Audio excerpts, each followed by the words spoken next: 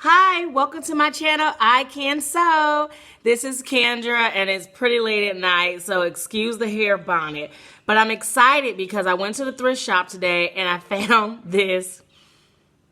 I don't know if it's a muumuu. I really don't know what's going on with it. But it has a beautifully embroidered neckline. And it's this green and gold color up front. You can see the gold like stripes here and it's this green color. And look how big it is. Oh my God, I'm tripping over it. I plan to transform this into something. It's actually big enough where I can use a pattern piece. So I tried to look at the inside of it. This is actually the selvage.